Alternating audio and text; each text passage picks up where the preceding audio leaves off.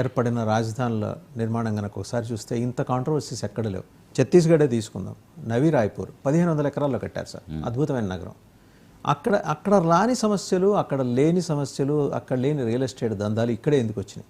That's what I'm say it's అత్యాశకు పోవడం. ఇప్పుడు గాంధీనగర్ కట్టారు, అలాగే ఇప్పుడు రాయ్పూర్ కట్టారు, ఇట్లా అనేకమైనటువంటి చండీగఢ్ ఉంది, భువనేశ్వర్ ఉంది. ఇవన్నీ కూడా తర్వాత కట్టిన క్యాపిటల్సే కదా. అక్కడెక్కడ కూడా జరగంది ఇక్కడ జరగడానికి కారణం ఏంటంటే అత్యాశకు పోవడం, రియల్ ఎస్టేట్ చేయడం, తమ అనుకునే వాళ్ళకి దోచిపెట్టడానికి ఏం అవకాశాలు ఉన్నాయో చూసుకోవడం, వీటన్నిటిని కలిపి ఒక ప్రాజెక్టుగా తీసుకొని వచ్చి ఇదిగో జనం కోసం, రాష్ట్రం కోసం చేస్తున్నామని చెప్పడం. దట్స్ నేను మొదటి నుంచి అదే అంటున్నా.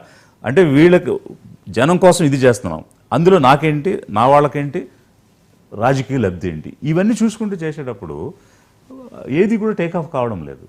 ఒకవేళ ఇర్రివర్సిబుల్ డెవలప్మెంట్ కనుక ఆ రోజే జరిగి ఉంటే తర్వాత వచ్చిన ప్రభుత్వానికి క్యాపిటల్ మార్చాలనే ఆలోచన అనివార్యంగా అది కంటిన్యూ చేసి ఉండేవాళ్ళు.